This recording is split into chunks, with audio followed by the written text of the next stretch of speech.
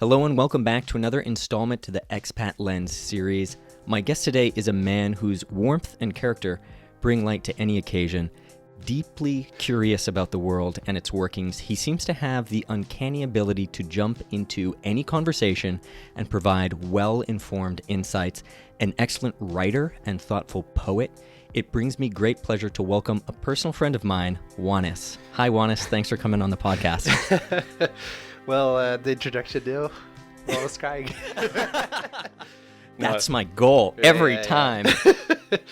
No, thanks for the kind words. Absolutely. Yeah. I'm just trying to give people a real feel for the man himself. Well, I'm blushing. Let's start, as always, with the question that we probably have to field maybe 100 times within our stay in Japan. What brought you to Japan and why? Can you give us an overview and a timeline maybe? So I came to Japan in 2019. Basically, the timeline of it all was after university, which I didn't graduate, but I did a lot of university studying. Didn't end up with a diploma, and then I started working in a bar. Did a lot of non-bar related stuff for the bar. Like I built the owner's house a little bit. Wow. Okay. Cool. Bar and a carpenter on the side. Yeah, and I did some construction for them, which everything I do, I'm not qualified to do. So I would not say that. Yeah, but yeah. You're very humble. Go on. But which puts me in the interesting position where I get to learn a lot of stuff, which I like to do. So I was working at the bar. After a while, you can't work forever in a bar. There has to be, for me, there had to be some progression. And just to confirm, this was back in Belgium? Back in Belgium, Mm-hmm. yeah. And so wanted to do something else, but didn't know what to do. So I went to an older friend of mine who at the time was, still is, working with handicapped people. And I, at the time, was in Boy Scouts for handicapped people as a leader. It kind of naturally felt like, well, I can do that as professionally, talk to him about that. But then we got to speaking, and he said that his brother, I think, if it's not his brother, I'm sorry. Some family member. Yeah, family member, went to Japan to study carpentry, the traditional Japanese carpentry. Wow. Yeah, and at the time, I really had no idea where my life was going. So I kind of thought yeah, that sounds amazing. I'm going to work towards that goal. And then I started a new job in a high school to save up for coming to Japan. And then I had enough money and went, basically. How long did it take you to save up the amount that you needed after you decided, I'm going to Japan? I did 2 years. Mm-hmm. In hindsight, I should have done 3 years because I would have been 10 years. That was probably a mistake, but whatever. What difference would that have made, though? You would have been able to get some kind of benefits even afterwards? Well, afterwards, if I ever would have come back to Belgium, I could have just picked up my old job. I see. Yeah, okay. Yeah. That's actually, this is very, very useful information for anyone considering such a path themselves, right? But if I had done that third year, then it would have been pandemic. And I wouldn't have gone. That's right. So yeah, you kind of just slipped in through the cracks, like Indiana Jones style, sliding under the door, baby. Yeah. And so basically, I came here as a Japanese student. Did 2 years of studying Japanese.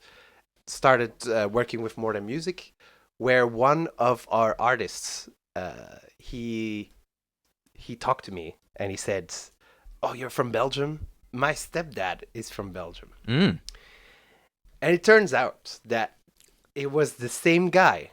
His stepdad, the artist's stepdad, was the same guy that my friend in Belgium was talking about. What? And it was completely random. Did not know anything about Small this world, man. huh? Yeah. That's crazy. So that was a little bit of hint of fate that I'm meant to be here, maybe, Yeah, definitely. I've had a kind of similar conversation before in the past. I don't think I've ever mentioned on the podcast, but that idea of 6 degrees of separation, it's only 6 degrees of separation separate you from anyone else in the world. Yeah. But I would argue, or we in that past conversation argued, that there's only maybe like 2 or 3 degrees of separation from everyone in the expat community here. I do think so. Like, yeah, it's wild to me. Because these coincidences have been happening more and more. Like, some people walk into a bar here in Tokyo that are friends of mine from way back when. That has happened to me before too. Wow. Which From Europe. from Europe, yeah, yeah. So, yeah, it's especially in the expat community, as you say. Yeah, it's wild. You mentioned more than music. Yes. Do you want to go into a little bit of detail about what that is for anyone who's not familiar? Within our immediate social sphere, it's like a very well-known, you don't need to introduce it, but maybe people listening have not heard about it before. Yeah, it's basically a community of people who like music, and we organize 8 events a month, which we have a membership around, so you can pay like a one-time monthly fee, and then you can come to all of our shows for free, which for me as a Belgian, like, I loved going to live music events back in Belgium, but in Japan, it was way more expensive than in Belgium. Like, in Belgium, you could go to a bar and a band would be playing for free. Right, yeah. Yeah. And then modern music is kind of like the answer to the expensive prices, and just the community. I met so many of my friends in Japan at modern music events. Now it's my job, but in the beginning it was basically what I wanted to do for fun. So it makes sense for a lot of expats to meet new people that way. Yeah, this is one of the things that I've heard continuously, that it's a little bit hard to kind of get into the community in Tokyo specifically. I can't really speak for any other city in Japan, but sometimes that bar to entry for starting something new can feel a little bit high because of like either the language or, you know, whatever. So having this sort of very expat friendly, very open, but also inclusive to Japanese people as well, an organization that puts on these events, it's really, really nice. And I'll just echo what you said there too. I've met a bunch of really great people. Actually, not you though. Like, I met you before you were part of More Than Music, but it was all kind of connected. I guess, through Dan, essentially. Yes, yeah. Yeah, Dan is an earlier podcast episode, so check that one out later. A little self-plug. Nice So you gave a plug, I gave myself a plug. Yeah, nice plug. Can we talk a little bit about how you transitioned from being a student to actually working? Like, what was that like? Very troublesome. Basically, it all comes down to not having a diploma. Like, if I can give anyone a tip before moving to Japan, is have a diploma, because everything will become more difficult if you don't have. So I don't, and to get a work visa, you need one. There's like no way around it, unless you have 10 years of experience in whatever fields, which I also don't have. So I was a student, and then I met my wife here, got married, and by virtue of her, I am allowed to stay in Japan, which I'm very grateful for. Thank you, baby. That's great. It's on record now. I also love her. So.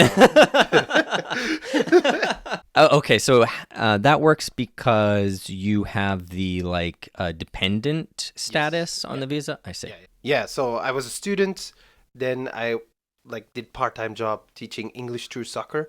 Oh, that sounds fun. Yeah, it was a lot of fun. Yeah, they also couldn't like provide any full-time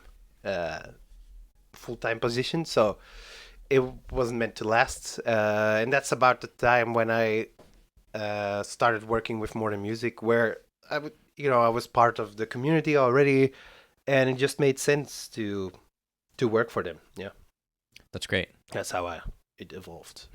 Nice. Can we go back a little bit, because you mentioned this very, very interesting story of coincidence with your original goal being to follow carpentry in Japan. Yeah. Has that panned out for you at all? Have you been able to explore that in depth, or is that something that you're looking to maybe pick up somewhere else down the road? I mean, I never know what the future will bring, but right now I kind of shelved the idea of carpentry because I always felt like I need to learn Japanese first. Okay. That was my main concern. My Japanese is okay, but it's not good enough. So if I ever study again, I would definitely study Japanese until I'm at a level of like, well, that I'm satisfied with. I see. Right now, it's okay. I can talk, but I would want to be able to write and read more. Yeah. And those first 2 years that you spent going to a Japanese school, Yeah. what exactly was that? Was this one of these like dedicated Gengo Gakko schools or something? Language schools? Yes. Yeah. Okay. Yeah. How was your experience there? Because I've actually never spoken to anyone who went through that system. Yeah, it's interesting. As everything when you first come into Japan, everything is interesting and weird. Same with the language school. It was kind of like being back in high school. Like we had homework, we had tests every day. I hear there's like lower intensity schools, but I chose like a medium intensity school. It's called Akamonkai. And they were good for like if you want to really learn for the tests, like if you want to study for the test, this is a really good school. The test being like the JLPT. Okay, the Yeah. Japan Language Proficiency Yeah. Test. Yeah. Yeah. Because they just make you study. Like you have to show up or you're not going to the next level. Like Right. every 3 months there is a like kimatsu test. Uh-huh. Yeah, and then It's the end of term test. yes, and if you fail it, then that's it. You have to do your 3 months again. Yeah. Whoa. Yeah. So Did you ever fail? oh yes. Oh no! But it was like in my defense, like most of the people that went there were Korean or Chinese, which I mean, like kanji is such a big thing. Right. To give a little bit more context to this Yeah. statement, because that might be confusing for some people. The grammar of Korean is basically exactly the same as Japanese. They're part of this kind of very unique language family, which oddly also like Turkish is part of. Oh, like really? Turkish No. grammar is supposedly almost exactly 1-to-1 for Japanese. So Turkish people studying Japanese, they progress very, very quickly compared to others that I've heard. And then, of course, as you mentioned, like Chinese uses the Chinese character kanji system. Yeah. And then like they can just read. They just like pick up a newspaper. I'm like, oh, I know what this is saying. Yeah, that was the most frustrating for me because I'm not a native English speaker. So for me, like how to learn English was, okay, I'll just read a bunch. And if I don't know what it means, I'll look it up or read or watch movies or play video games. That's how I learned English, not in school at all. With Japanese, that's just not an option. Like, Really? So you don't think that consuming like popular media is a good idea when, or I mean, okay, let me rephrase that. Yeah. It's much more difficult to consume Japanese media Yeah. than it is to consume Western media, perhaps? I think so. Might be an interest thing. Like if you're really into anime and manga, you might like push yourself through because you're so interested in the subject. That might be true, but for me, it wasn't that way. Like Right. Yeah, because your whole impetus for coming here was not related to, manga, anime, video games. No, yeah. Did you have any sort of peripheral interest in those things? Yeah.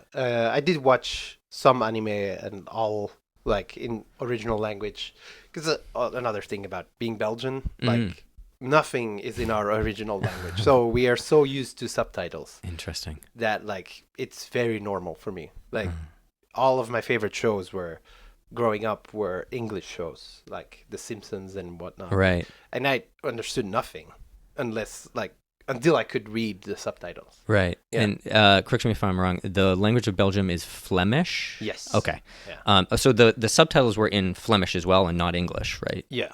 Yeah. Wow. Okay. Yeah. Did you find that there was like some restriction on the media that you could even have access to because of that? Well, I feel blessed that like I grew up in the like golden age of the internet where it seemed like the Wild West, like everything was available at some point. Like that's how it felt to me. Like the early 2000s was like, okay, internet is getting to a point where it's fast enough. You don't have to do the dial-up anymore. And like everyone is bootlegging everything. Right? Oh yeah. Yeah. I mean, I personally don't know Oh, no. anything about like. I heard from a friend. Yeah. What is it called? Pirates Cove. I really Yes, don't know about yeah. these things. Same. Yeah, it felt like I had access to everything that I wanted. But that was the other side is like, if you download something on the internet, you have to speak English, right?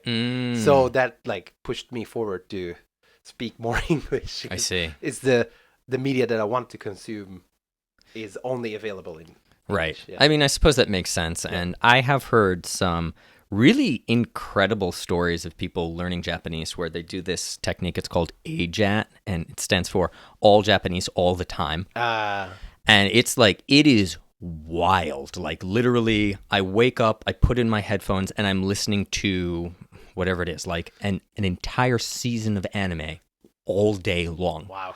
So, in terms of language learning, by my understanding, that just vast amount of input is actually meaningful. Yeah. But I think it's probably not something that most people could do. Yeah, I mean, essentially that's how I learned English. So I think that it works for sure. Right. Yeah, it's just with Japanese, like I was mostly talking about reading books because I love reading books.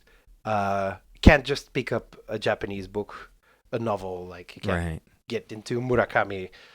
Yeah, it's a challenge, man. I would say that I still, to this day, cannot with ease read Japanese literature. Like, I try, but it's not something where I can just, I'm just going to crack open a book and relax. It's like, it's kind of an effort every time you do it. In that case, of course, like, reading manga is great because it has the little furigana, the little characters above the kanji, which helps a lot. But if we could return to the Aka Monkai, this school that you went to. So you spent 2 years there, and you're studying. It's pretty hardcore. What level would you say that you were at? Did you end up taking the JLPT? Yeah, I passed the N3 level. So that's pretty good, actually. Yeah, it was. It was pretty intense. So I was training for the N2, but I wanted to make sure that I got N3. But probably I wasn't ready for N2 anyway. N2 it's pretty tough. By my understanding, and correct me if I'm wrong, N3 is the level that you need in order to actually work in Japan, right? Like, for certain types of jobs, and then N2 is like, okay, you're pretty much good to go for everything else. Yeah, I think N3 is like, with N3, people start to take you seriously as a Japanese language speaker. With N2 is like, okay, you can survive in a Japanese work environment. Yeah. Which I can't. It's just the keigo.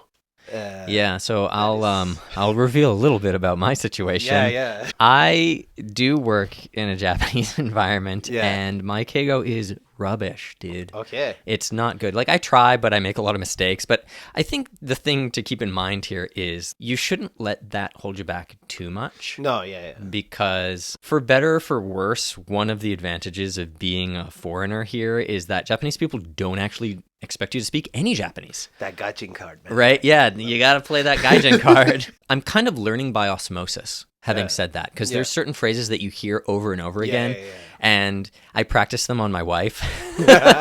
So I'm like I speak more comfortably keigo to my wife than I do actually in the office where I should be using it, but like, whatever. Yeah, in the office it counts though, right? Like. I think it counts. I think it counts. Weird, but, Yeah, I can't practice on my wife, sadly, because she's Jamaican. Right, yes, that is also a very unique thing. We didn't actually mention that when you explained it.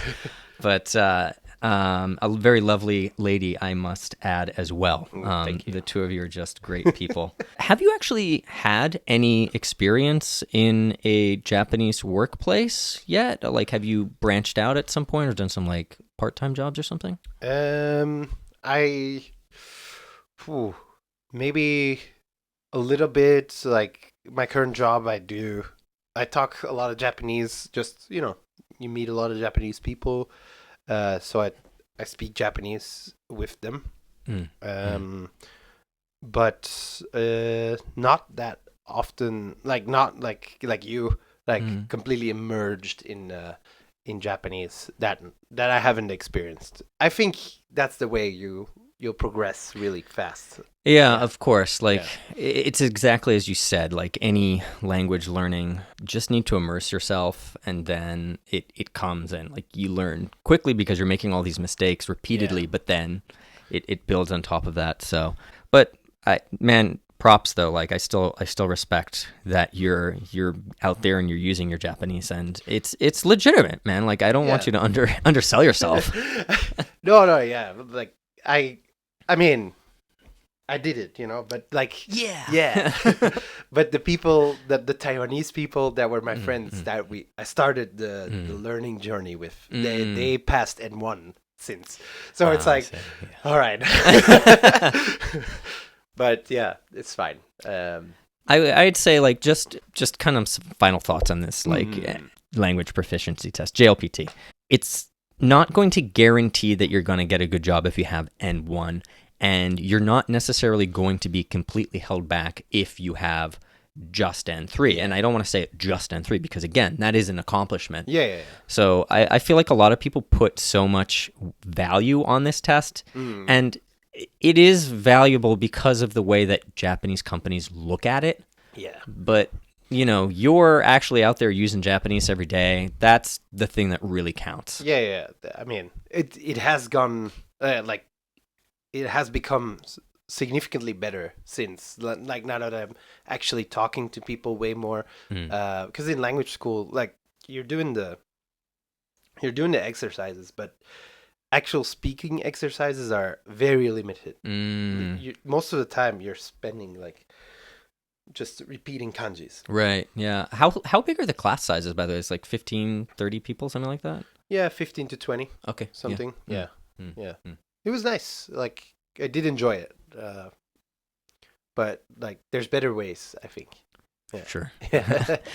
Talking a little bit more about this kind of like trying to find jobs and stuff. In the past, you have told me some very, very funny things and very interesting things. I will start from the place that I'm sure you would be comfortable sharing. You've told me that you've been in commercials before and done modeling and stuff like that as just kind of like side gigs. Yeah. It's a pretty recent thing.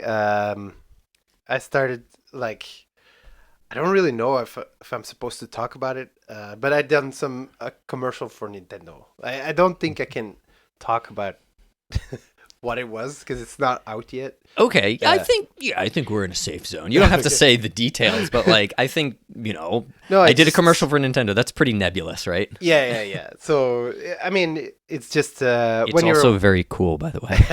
No, it's very lame. I'm not sure. No, Nintendo. It was really cool. Yeah, it's just I don't know. I'll always take any opportunity that comes my way, and I'll take it. Yeah. How did that opportunity present itself? Did you go out and look for it, and you got lucky, or give us the details? Really, someone reached out to my Instagram and said, like, "Hey, we have this role. There's a handsome guy over here." Well, I'm a very not. I mean, if I was in Europe, there was no way I could get modeling jobs, I'm sure. But in Japan, it's just easier. It is interesting, like the look that Japanese. I think you're handsome, by the way, but blushing again. The look that they go for in Japan is very like blonde hair, blue eyes, tall. These kinds of chiseled features. At the risk of saying Aryan, but like, oh my god, it's kind of like around Northern Europe. Yeah. They really like that look, which by virtue of birth I fall into. There you go. But yeah, and it's a very interesting. Like, I really liked to see I've always been like very into movies. I like watching movies and the process of making movies, like, that's interesting.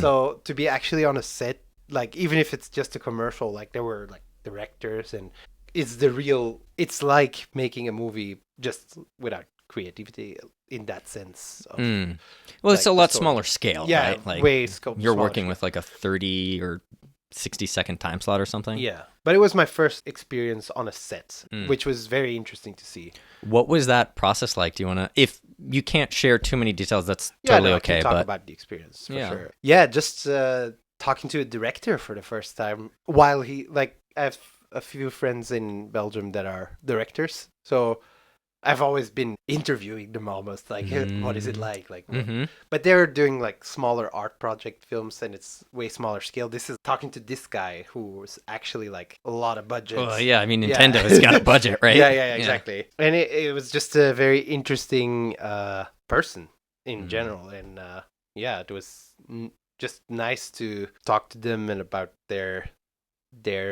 perception of their job. And you were communicating with him in Japanese? The director I'm talking about, he was from LA. Oh, wow. Yeah. Okay. Yeah, they flew in Interesting. director and the whole crew. Wow. This was not for Nintendo, it was another one. A different one. Okay, Yeah. right. Because you've done multiple things here. The two. Hey, that's more than one, man. Yeah. Yeah, and since the first one, I signed up to an agency and been getting some jobs. Very cool. Yeah, and I'll just say yes until I don't want to do it anymore. Nice. Yeah. What was it like signing up for the agency? I've met some people who have done like the modeling stuff in the past, and I've heard things like if you're a girl, for example, you need to be a certain height and a certain weight and blah, blah, blah. Are there any restrictions like that for men or the place that you're working with? No. If there was weight restrictions, I'd be in trouble. But no, it's just actually very funny. One of our shows, I was talking to this guy, and he was the drummer of a band. Oh, this is a more than music show. Yeah. Mhm. And he was the drummer of one of the bands that we were thinking of working with. And basically he said, "Oh, I'm also a foreign model agent." So I said, "Okay, cool. Mm. Do you want to like represent me?" Like, Here we go. You're looking at him, baby. I'll get you on a show. Quid pro quo. Yeah, that's basically how it went. Cool. Yeah. I think that really just kind of ties back to this whole idea of getting into the community and branching out, and it's going to make all of these new opportunities open up for you. I myself am obviously like trying to do that more actively as well, because now I'm doing this podcast and I trying to get more into the community and meet all of these different folks. And it's so funny how, yeah, you're just here at one of these events, you talk to someone, they're like, Yep. oh, I happen to be the exact type of person that you're in need of right now. It is insane. The Like, universe provides, yeah. right? You just have to like. I feel like that's a good general like view on anything really. Like whether you're at home or in a foreign country, like just talk to people and try to remember what they do, and then at some point you'll make the jigsaw puzzle work where people can like complete your life, or you can. And that's the other thing, like you have to like do stuff for other people because nothing is a one-way street. Sure. Yeah. I really like what you said here. Just make the jigsaw work. And it doesn't matter if you're back home or you're abroad. Or talking about that, I think there are certain things that really don't change no matter where you are. But if you could compare that like process or that socializing experience to the way that you were living life back in Belgium, like what are the biggest things that you noticed?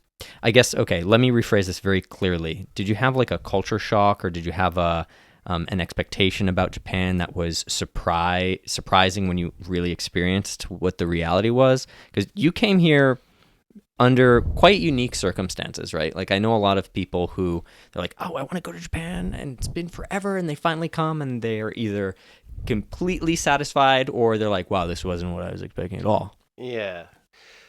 So my first day here, that was my culture shock. Like, oh wow, that okay, was- yeah. and then I was like, I often do things with like a certain plan, but the plan is not good.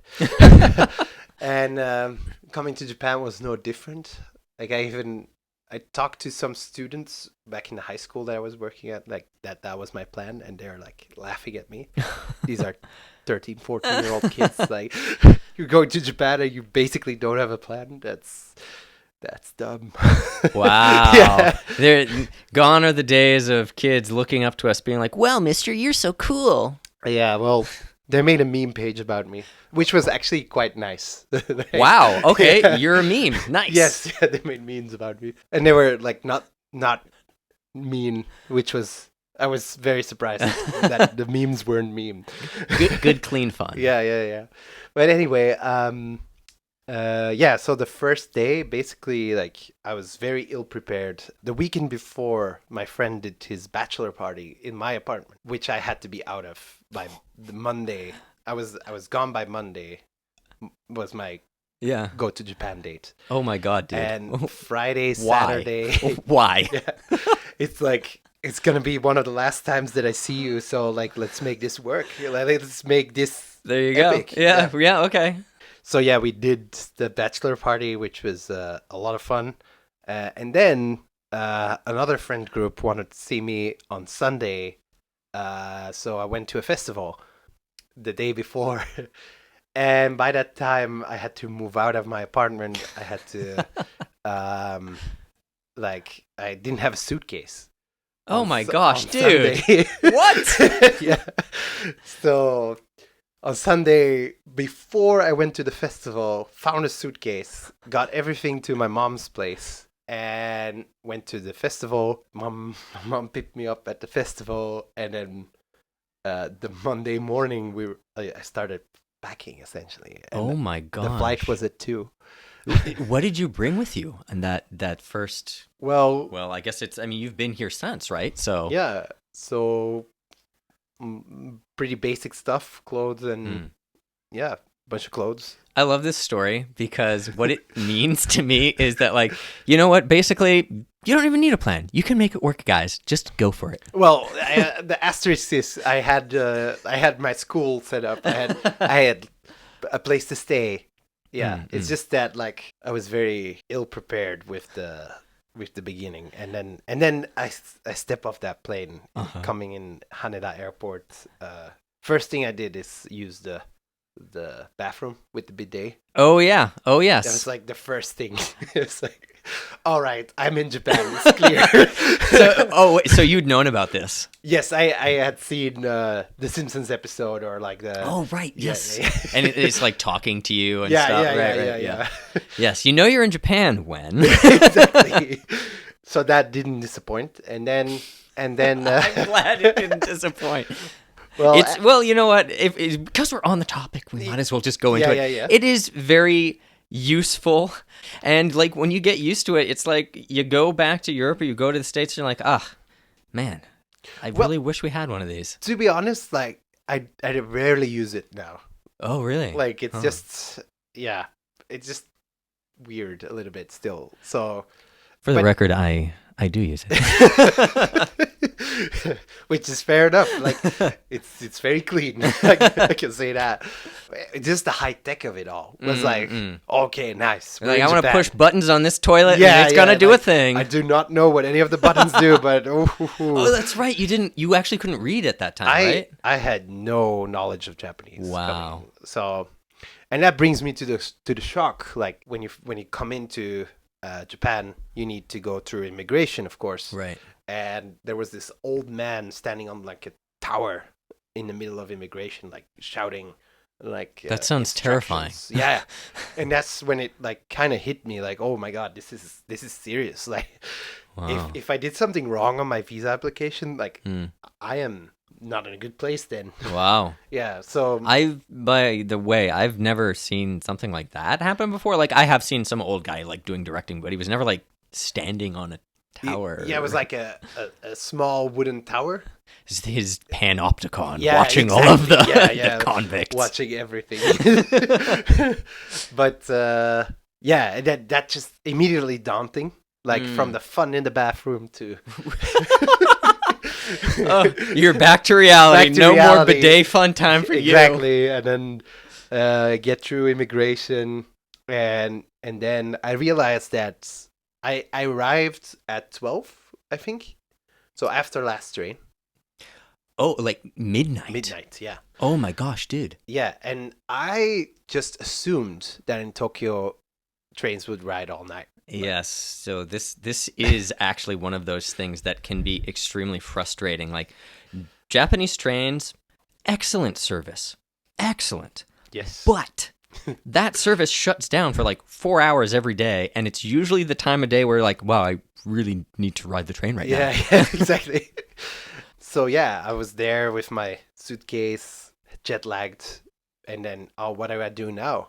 And I just couldn't communicate with anyone. I didn't have a place to stay for that night, so I had to stay um Like the in the departure airport. lounge or whatever, or Yeah, something yeah. like that. Yeah. And then couldn't really sleep because it was all so new and like Sure. Yeah. and then went to like waited until 4 and then took the train. Mm-hmm. Went all the way to my dorm, which was in Nippori, which is Okay. Yeah, that's a little bit of a hike from Haneda too. yeah, and it was also not like when you come to Japan, you have the image of like high tech robots everywhere, and then you come to Nippori, Yeah. which is like honestly like it's what I imagine what a favela looks like, What? like outside of the station. Okay. Area. Yeah, where I like see. all the cables Yeah. that run through the electricity that run through the air still, which in Europe it's all underground. That's true. Yeah. Yeah. Yeah. They can't do that here because of the earthquakes. Yeah, Yeah. that's immediately also what I like. Yeah, Mm. of course, but it's like the image that Mm. like just didn't match with the high tech society that I thought, and after that, like once you see them using faxes, still it's yeah, of course. Right. Yeah. This is the thing that everyone always talks about is like Yeah. how Japan still uses a fax machine. I'm actually going to defend this just a little bit. Okay. Just a little bit because I've given it quite a bit of thought too because I've heard it so many times. Yeah. Fax is useful in terms of security.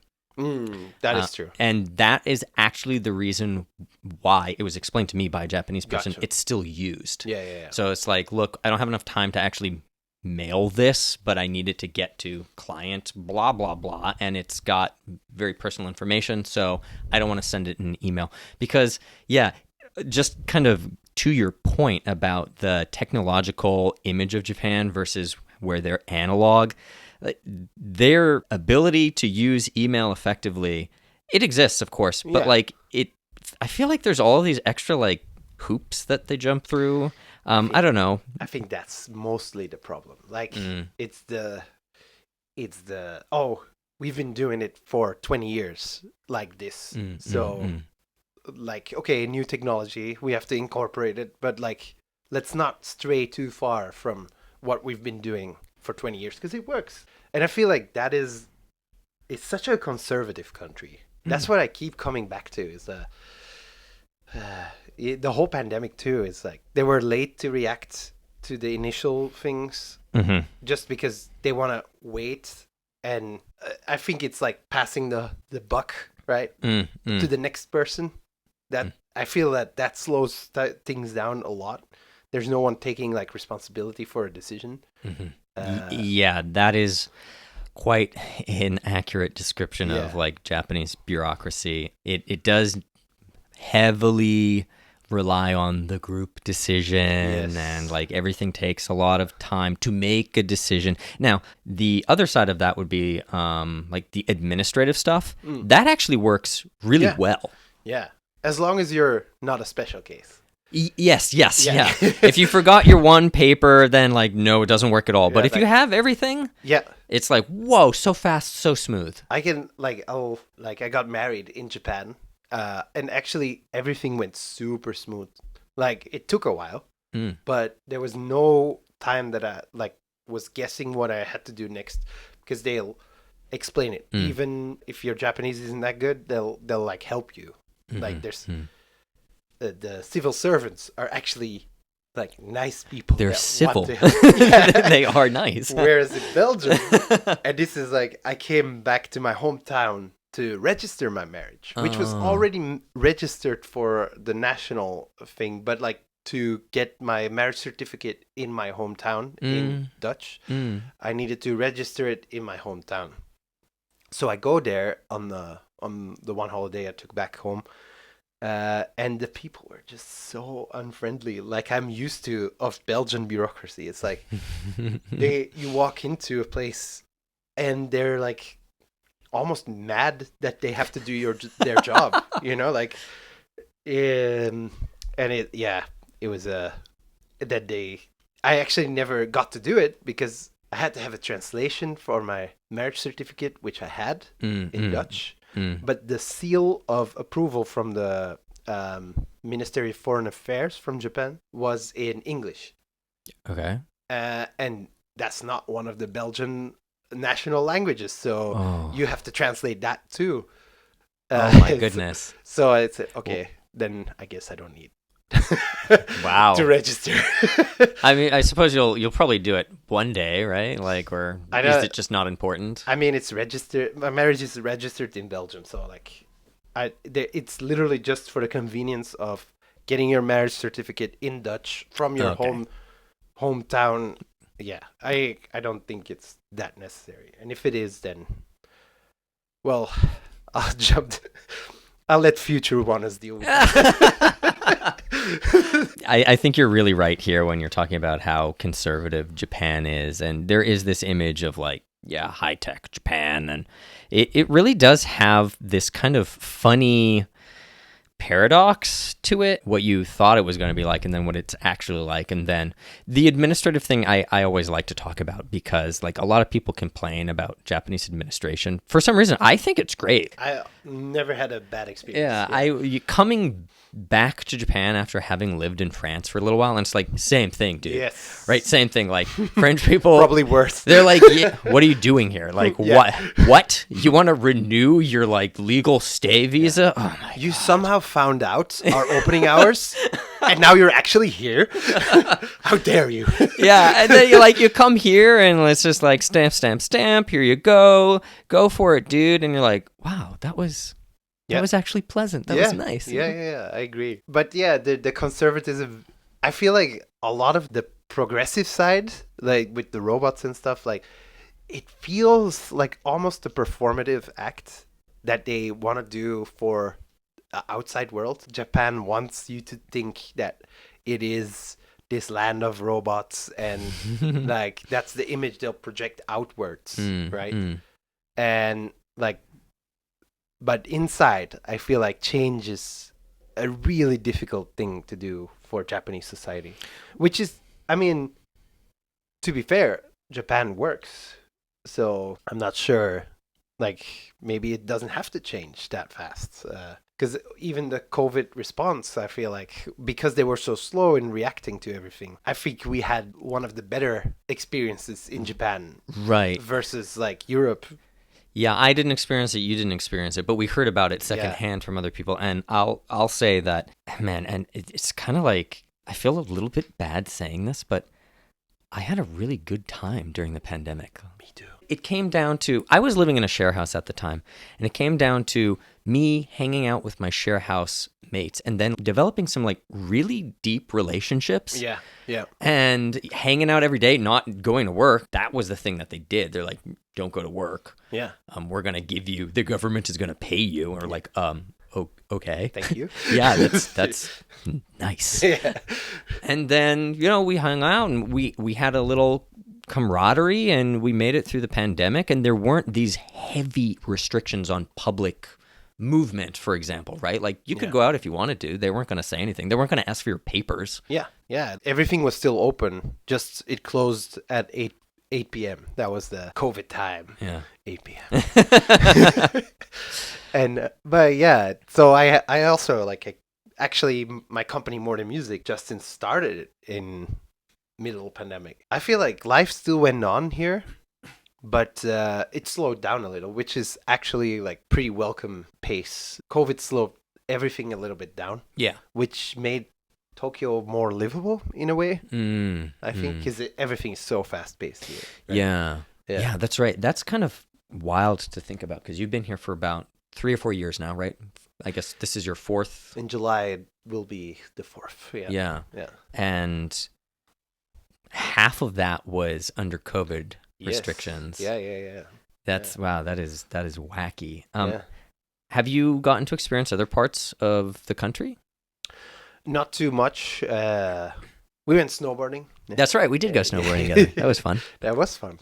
And I went snowboarding one more time, and then surf trips here and there, but always Chiba or. Mm. So I have never been to Osaka. Definitely on my lists. But yeah, that was also during COVID.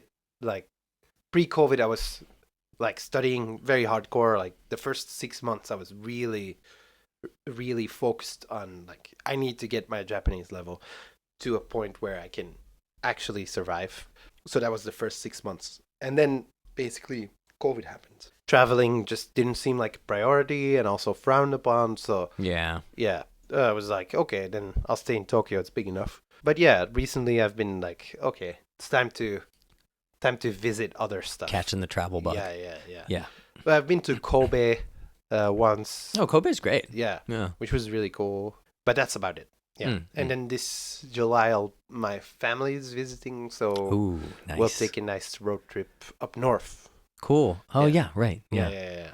Excellent. Yeah. Well, winding down here just a little bit, I wanted to ask you, we've established you've been here for about 4 years, and like, where do you see yourself in the future of Japan? Are you going to choose to make this place your home? Do you see it as sort of like, well, I'll be here for, I don't know how much longer, but maybe I don't want to live here long term. Like, do you have any feelings or thoughts about that? So a part of the reason I left Belgium is it's a really nice place. I love living there, but it's also kind of a narrow-minded is a harsh word because it is not narrow-minded in a lot of ways. But like it's kind of the opportunities are limited, I feel. And I feel Tokyo is just a giant opportunity. Like the fact that I'm a model of actively modeling here, that would have never happened in Belgium. Like I would never have met the right people to make that work. And it's just also the mindset of being an expat is so different as to like the comfort of your own environment that I don't think I want to go back to Belgium to live there.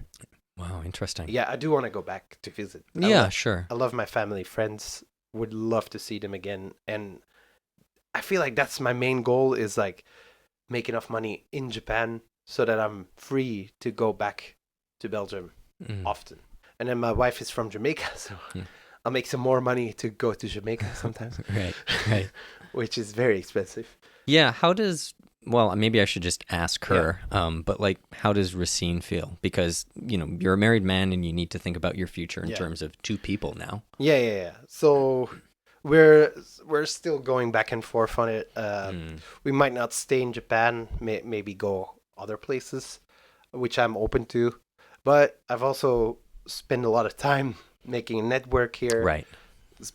Learning to speak the language is a lot of time invested, money invested.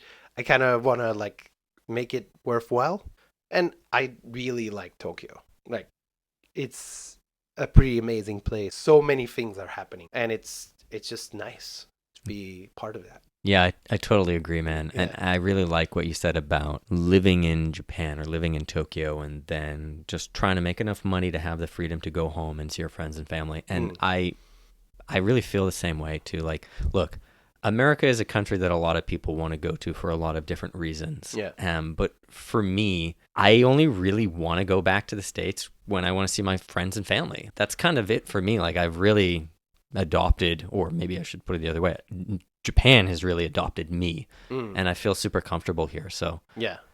Where in the States are you from exactly? I'm from Boston. Oh, okay. Yeah. Massachusetts, not Texas, because there is a Boston, Texas. Okay. I didn't even know. Yeah, there's a little, useless information for you folks. You'll never know which information is useless until it pops up, That might be the next quiz that I do or something. Right, yeah. I guess just to like really drive that point home then, so you're planning on staying here for the foreseeable future then? Yeah. I mean, as I said, we're going back and forth on it. It is a decision that I have to make with my wife. So we'll see. But so far, I think we're good here, and I love it here. We'll see where the future brings us, but As I said, like I'm trying to be as open as possible of like Mm. anything that comes my way. If tomorrow I have a really good opportunity to go work in Italy or something, Sure. I'll take it. Yeah. Yeah. Awesome. Do you have any final thoughts? Final thoughts. Yeah. Anything that you want to talk about that I didn't address? Yeah, I wanted to ask about you. Like, Oh, please do. I very rarely openly state it, but of course you're welcome to ask me questions. yeah. What are your plans for the future in Japan? Or I'd say that for me, Japan is now my home, really. And I've actually recently just started looking into the permanent residence, and it's become a lot easier to gain permanent residence. Are you familiar with it? yeah. Yeah. I did a lot of research. Oh, okay, yeah. I So do not apply. there you go. That's your plan B, maybe, right? But I mean, I hope that I will become the spouse of a permanent resident, right, yeah. which is all just as good as Right. permanent resident. Yeah, it makes your life so much easier. Yeah. You don't have to continuously like renew your visa. It's one of those things that I had been thinking about for a while because back in the day when I got here, this was like 16 years ago, permanent residence was very difficult to get. Yeah. They recently changed it, Yeah. but it's like you got to be here for 10 years straight and working. Yeah. So when I was a student, that didn't count. Like I spent Oh, wow. 6 years as a student. None of that time counts. So how many years have you been here then? Now, like, again, towards the permanent residence thing, Yeah. because I came back after you. Like, I came back from my little stint in France at the very beginning of 2020. Okay. Yeah. So I've been here for, 3 years, this tour. That's only that counts, right? Yeah. And working, right? So that's the only part of it that counts, so. But are you married? Yeah, we're married, yeah. Yeah. Then you can just get the spouse visa. Yes, I have the spouse visa, but I mean, while we're on the topic, might as well talk about it. Yeah. They, when you apply for it, you have to ask, or you can ask for a certain amount of time. And I was like, oh, well, my work visa was 3 years. I'll ask for 5 years because you can ask for like 3 or 5 years. Yeah. And they're like, you get 1 year. Oh, wow.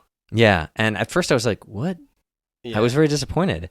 And then I realized that it actually makes sense because we had not been married for more than it was like a year at the time. I got 3 years. There you go. Dang. Yeah.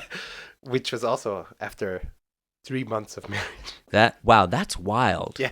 And it just goes to show like there doesn't seem to be There's much rhyme or reason to this. Oh, yeah. Stuff. So, and then I was like, okay, next year when I renew my visa, I'm going to ask for 3 years again, and they gave me 1.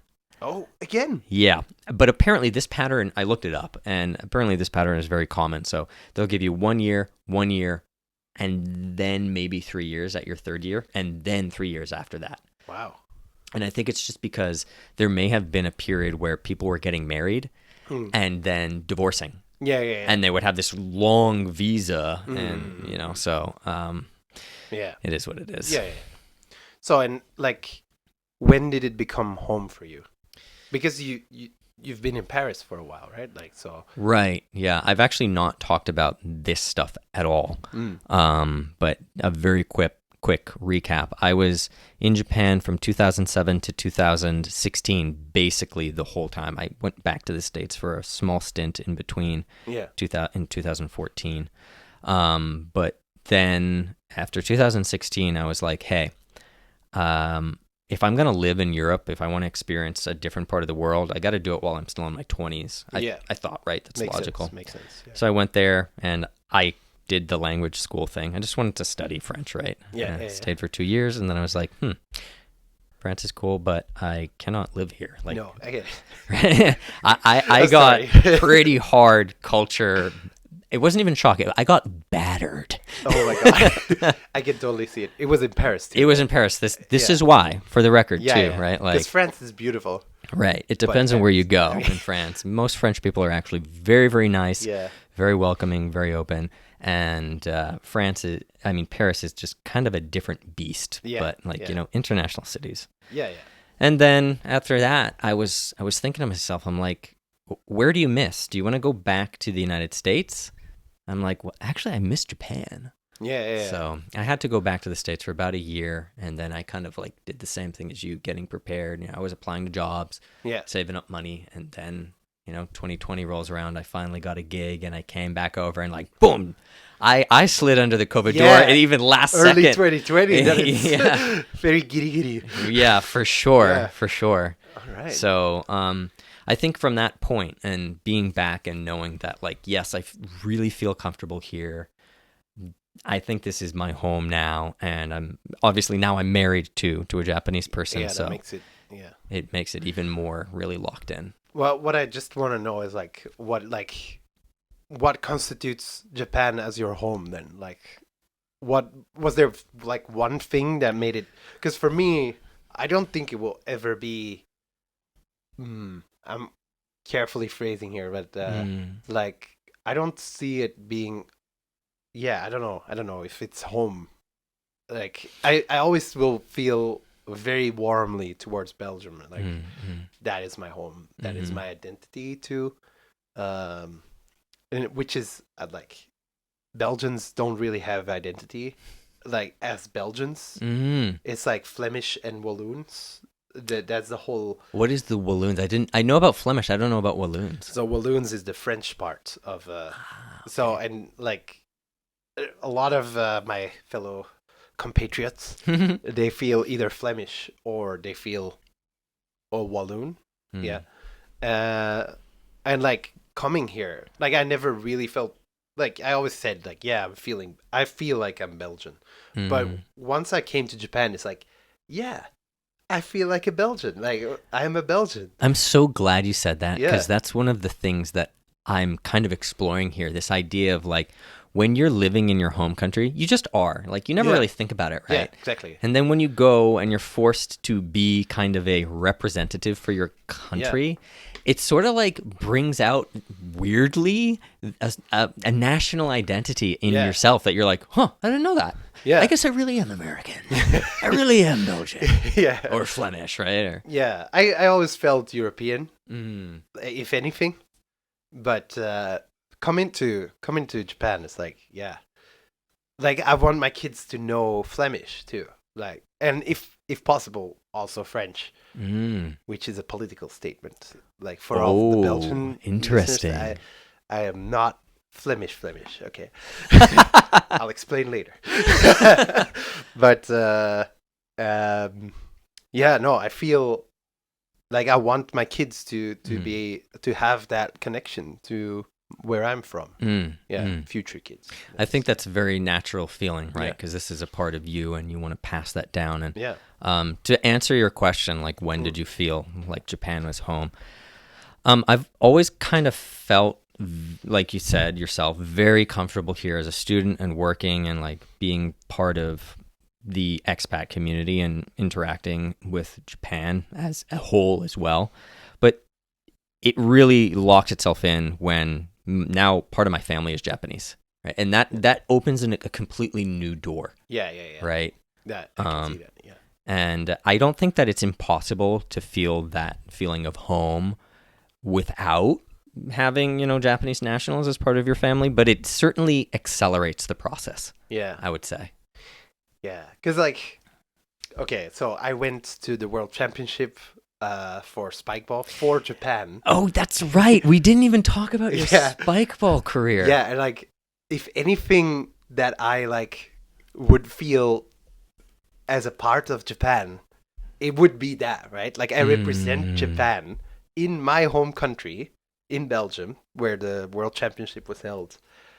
Like, I was representing Japan, and still like it never like felt like I was giving my all for Japan. Like it's not about like we were not in the same league as Belgium anyway. Like there's no way we could have beaten Belgium. They're way better than Japan. It's just by virtue that the sport is so small and Belgium has been doing it longer. So yeah, like. If anything, that would make it like feel that way. I thought, right? But it didn't. Oh, okay. It was an interesting experience. Mostly, like I never really felt like, oh, wow, I'm representing my newfound country. Yeah. Oh. So that was kind of weird in that sense. Yeah. That's really interesting. I want to give you the opportunity to just talk a little bit more about yeah. spikeball because, as you said, it's kind of a niche sport, and Yeah. your relationship to the sport is very interesting, as you just mentioned, as a representative of Japan within Yeah. this coordinated world tournament, right? Yeah. So basically, I started playing spikeball in spikeball, aka roundnet. Roundnet is the name of the sport. Spikeball is the name of the brand that makes the equipment. Okay. So it's been like a synonym for a long time. Got it. I didn't even know it was called round net, to be honest. Yeah, it's they're trying to separate the brand from the sport so they can develop the sport more, so we can get it to the Olympics at some point in the future. Oh, wow. That's the goal. Cool. And the first ever World Championship was supposed to happen in 2020 in Belgium, which a friend of mine, Freeskes,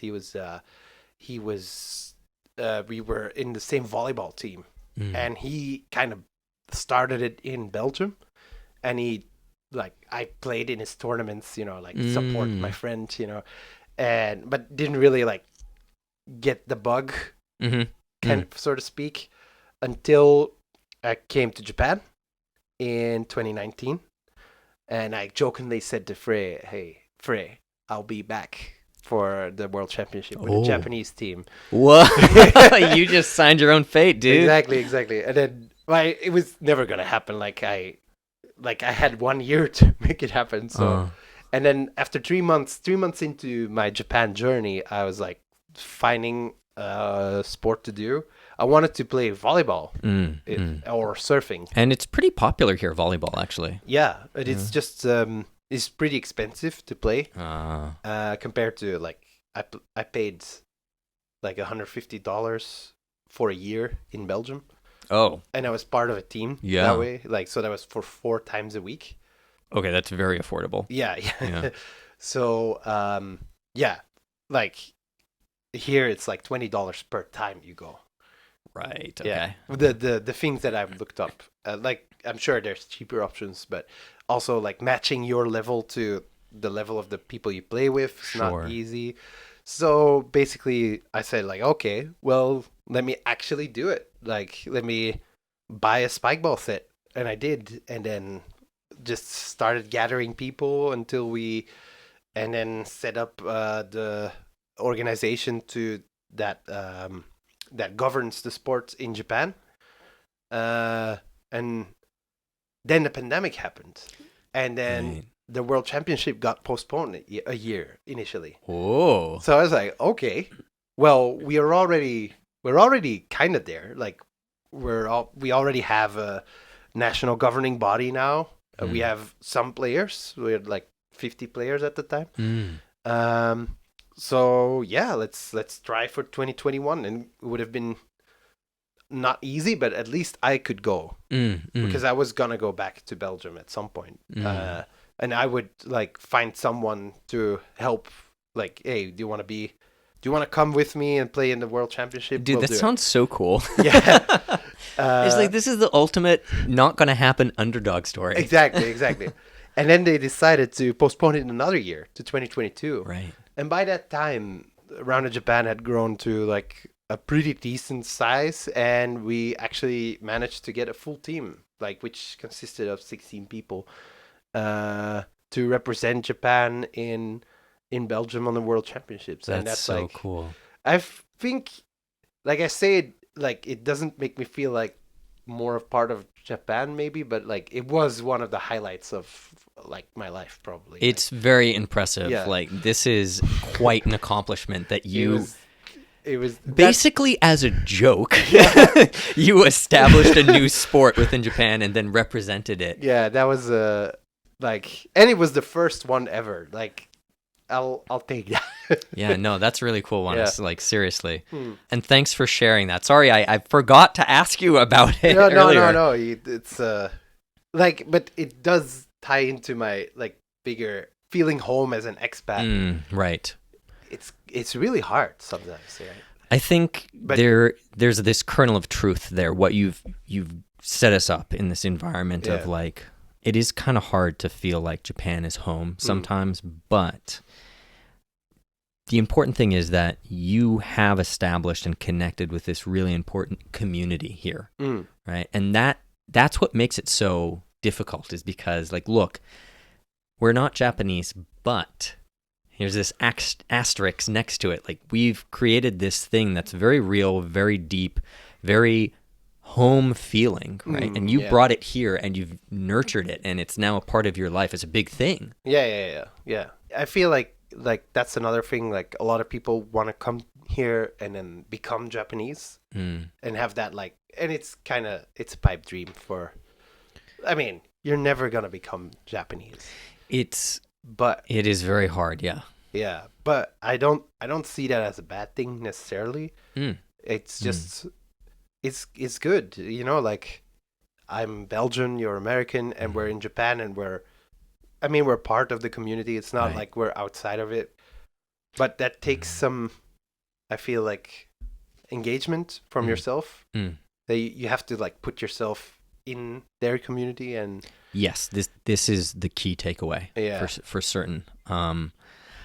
Hopefully we'll look back on these days in like 20, 30 years or something, and we can say, like, look, we were part of whatever. I don't know. It's hard to say. I can't call it a first wave, but, like, Japan's society is changing for better or for worse. And this is like a demographic thing that is unavoidable at this point. Yeah.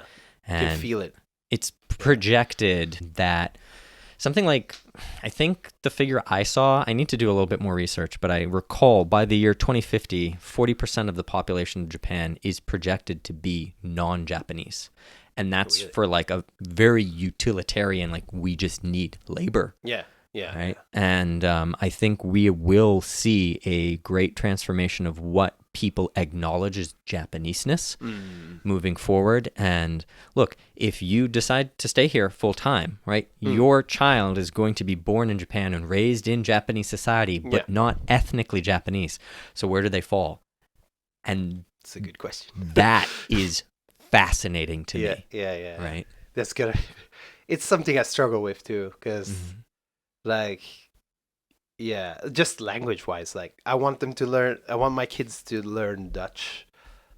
They have to speak English because that's the way me and my wife communicate. And they'll have to know Japanese too. Right. That's a lot of, like, the burden on my kids already. They might not start speaking until they're like 4 or 5, right? This is normal for the multilingual kids.